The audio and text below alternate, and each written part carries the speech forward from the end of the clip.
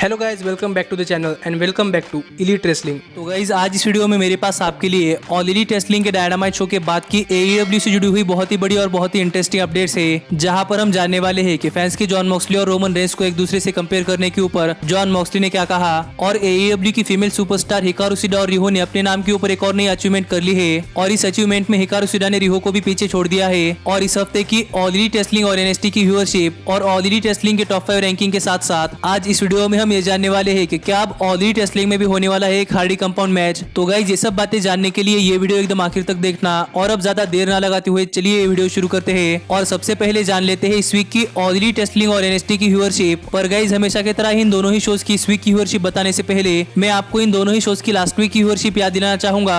और अगर यहाँ पर हम शुरुआत करें NXT से, तो गाइस NXT की लास्ट वीक की व्यूअरशिप थी 639 के व्यूअर्स, जो कि उनके शो के मुकाबले बहुत ही अच्छी थी। और वही अगर हम बात करें AEW की, तो गाइस AEW की लास्ट वीक की व्यूअरशिप थी 753 के व्यूअर्स, जिससे आप समझ सकते हैं कि guys last week all elite wrestling ने NXT को व्यूअरशिप के मामले में हरा दिया था। पर अगर यहाँ पर हम बात करें इन दोनों ही शोज की इस वीक की व्यूअरशिप की, तो गाइस इस वीक इन दोनों ही शोज की व्यूअरशिप बड़ी है। और हम शुरुआत करते हैं NXT से, क्योंकि गाइस NXT की इस वीक की व्यूअरशिप उनकी लास्ट वीक की व्यूअरशिप के मुकाबले करीब 3% ज्यादा बढ़ चुकी है। और इस वीक जो NXT को व्यूअरशिप मिली है वो है 651 के व्यूअर्स, जो कि इस वीक के NXT के शो के मुकाबले बहुत ही अच्छी है। पर वही अगर हम बात करें AEW की, तो गाइस AEW की इस वीक की व्यूअरशिप उनके लास्ट वीक की व्यूअरशिप के मुकाबले करीब 10% ज्यादा बढ़ चुकी है। और इस वीक जो ऑल एलीट रेसलिंग को व्यूअरशिप मिली है वो है 826 के व्यूअर्स, जो कि मुझे लगता है कि ऑल एलीट रेसलिंग के डायनामाइट शो के मुकाबले बहुत ही कम है। क्योंकि गाइस इस वीक ऑल एलीट रेसलिंग का एनिवर्सरी स्पेशल डायनामाइट शो था, और मुझे ऐसा लग रहा था कि इस वीक के AEW के डायनामाइट शो की व्यूअरशिप करीब 900 के व्यूअर्स के आसपास जा सकती है। पर इस वीक जो AEW को व्यूअरशिप मिली है वो बहुत ही कम है। पर फिर भी आप इस डेमोग्राफिक से समझ सकते हैं कि गाइस इस वीक वाले ऑल एलीट रेसलिंग और NXT की व्यूअरशिप बैटल में AEW ने फिर एक बार NXT को हरा दिया है। पर वही अगर हम बात करें डेमोग्राफिक्स की, तो गाइस 18 to 49 एज डेमोग्राफिक में AEW का रैंक आता है 17 और NXT का रैंक आता है 51। तो आप यहाँ पर देख सकते हैं कि गाइस अब तक 18 to 49 एज डेमोग्राफिक में AEW NXT से अनडिफिटेड है। और यही इस वीक की ऑल एलीट रेसलिंग और NXT की व्यूअरशिप थी। पर गाइस अब हम आगे बढ़ते हैं और बात करते हैं हमारे अगले अपडेट की, और जानते हैं क्या है इस वीक की AEW की टॉप 5 रैंकिंग्स। तो गाइस हर बार की तरह ही इस बार भी ऑल एलीट रेसलिंग ने अपने टॉप 5 रैंकिंग्स निकाले हैं। और अगर यहाँ पर हम शुरुआत करें AEW की विमेंस डिवीजन के टॉप 5 रैंकिंग से, तो गाइस AEW की विमेंस डिवीजन की टॉप 5 रैंकिंग में नंबर 5 पर आती है डॉक्टर ब्रिट बेकर, नंबर 4 पर आती है एबेडॉन, नंबर 3 पर आती है फिनोल्पी फ्रॉड, नंबर 2 पर आती है बिग सॉल, और गाइस नंबर 1 पर आती है नायला रोज।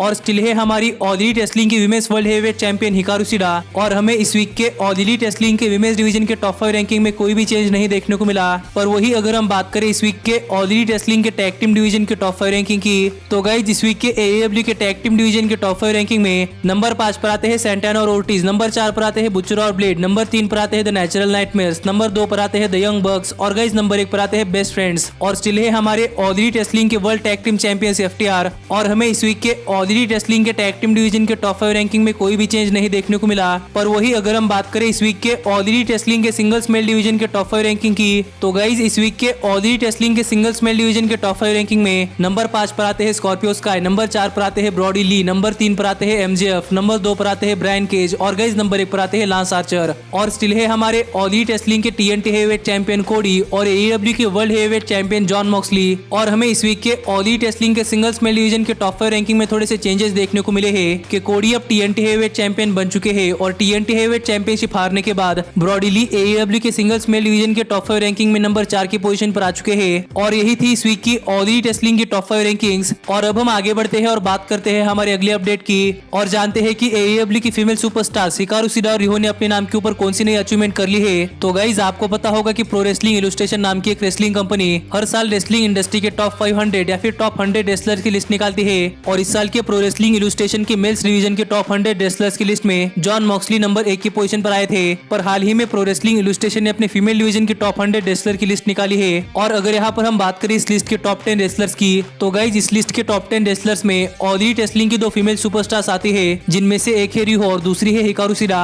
और इस लिस्ट में रिहो नंबर 8 की पोजीशन पर आती है और हिकारू शिडा नंबर 6 की पोजीशन पर, जो हाल ही में AEW की फीमेल सुपरस्टार्स के लिए बहुत ही बड़ी बात है। क्योंकि AEW के बारे में बात करते हुए सभी लोग यही कहते हैं कि AEW की विमेंस डिवीजन काफी वीक है। पर हाल फिलहाल में PWI की टॉप 100 रेसलर्स की लिस्ट में AEW की 2 रेसलर टॉप 10 में आना ये बहुत ही बड़ी बात है। पर अगर यहाँ पर हम बात करें इस लिस्ट के टॉप 10 रेसलर्स की, तो इस लिस्ट के टॉप 10 रेसलर्स में नंबर 10 पर आती है जापानीज रेसलर मायू इवातनी, नंबर 9 पर आती आती है इयो शिराई, नंबर 8 पर आती है रिहो, नंबर 7 पर आती है टेसा ब्लैंचर्ड, नंबर 6 पर आती है हिकारू शिरा, नंबर 5 पर आती है साशा बैंक्स, नंबर 4 पर आती है शार्लेट फ्लेयर, नंबर 3 पर आती है आस्का, नंबर 2 पर आती है बेकी लिंच और गाइस नंबर 1 पर आती है बेली। पर इस लिस्ट के टॉप 10 रेसलर्स में ऑल एलीट रेसलिंग के विमेंस का नाम देखकर बहुत ही अच्छा लगा, क्योंकि लास्ट ईयर इसी लिस्ट में रिहो नंबर 42 पर थी और हिकारू शिरा नंबर 62 पर अब ये दोनों ही रेसलर्स एक साल में इतना बड़ा जंप कर इस लिस्ट के टॉप 10 में आ चुकी है, जो देखकर तो काफी अच्छा लगा। और यही हिकारू शिरा और रिहो की एक अचीवमेंट थी जो मुझे लगा कि आपके साथ शेयर कर देनी चाहिए। पर गाइज अब हम आगे बढ़ते हैं और बात करते हैं हमारे अगले अपडेट की और जानते हैं कि क्या अब हमें ऑल एलीट रेसलिंग में भी एक हार्डी कंपाउंड मैच देखने को मिलने वाला है या नहीं। तो गाइज अगर आपने ब्रोकन मैट हार्डी को बहुत पहले से फॉलो किया है तो आपको पता होगा कि ब्रोकन मैट हार्डी के पास खुद की एक मैच स्टिपुलेशन है और ये मैच स्टिपुलेशन है हार्डी कंपाउंड मैच, जो कि हमें तब भी देखने को मिला था जब मैट हार्डी टीएनए में थे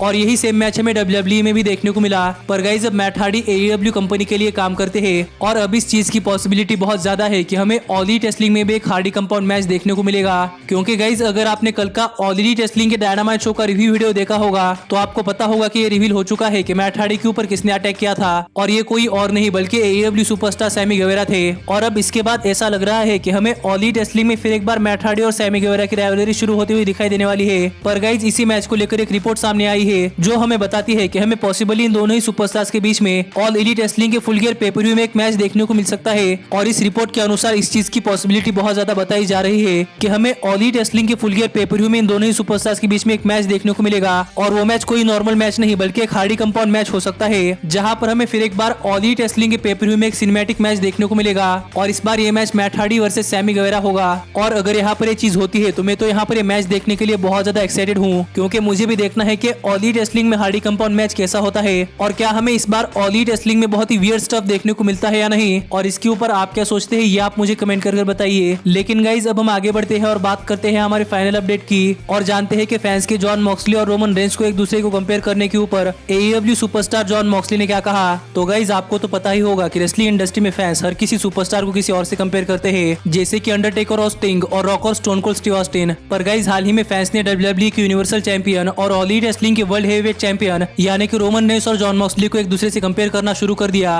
और इसी चीज के ऊपर बात करते हुए जॉन मॉक्सली के लेटेस्ट इंटरव्यू में इंटरव्यूअर ने जॉन मॉक्सली से पूछा कि हाल फिलहाल में फैंस जॉन मॉक्सली और रोमन रेंस को कंपेयर कर रहे हैं कि इन दोनों में से कौन बेहतर है। तो इसके ऊपर जॉन मॉक्सली क्या कहना चाहते हैं। जिस सवाल का जवाब देते हुए जॉन मॉक्सली ने कहा कि ये चीज तो फैंस करते ही है कि रेसलिंग इंडस्ट्री के कौन से भी दो टॉप रेसलर्स को लेकर फैंस उन रेसलर को कंपेयर करते हैं और बताते हैं कि इनमें से कौन बेहतर है। पर इस चीज से जॉन मॉक्सली को कोई फर्क नहीं पड़ता, क्योंकि फैंस के हिसाब से फैंस को कोई भी रेसलर पसंद आ सकता है। पर जॉन मॉक्सली को इस चीज से कोई फर्क नहीं पड़ने वाला, क्योंकि मॉक्सली को पता है कि जॉन मॉक्सली उनकी जगह और रोमन रेंस उनकी जगह बहुत ही अच्छा काम कर रहे हैं, जिस वजह से जॉन मॉक्सली तो इस कंपैरिजन के चक्कर में नहीं पड़ना चाहते। पर यहाँ पर जॉन मॉक्सली ने कहा कि जॉन मॉक्सली फैंस के ओपिनियन जरूर सुनना चाहते हैं कि उन्हें क्या लगता है कि इन दोनों ही रेसलर्स में से बेस्ट कौन है। तो आप भी मुझे कमेंट कर बताइए कि आपको क्या लगता है कि इन दोनों ही रेसलर्स के बीच में बेस्ट कौन है या दोनों ही अपने अपने जगह बेस्ट है। और अब मिलता हूँ आपसे अगली वीडियो में, पर तब तक stay healthy, stay happy and keep watching elite wrestling.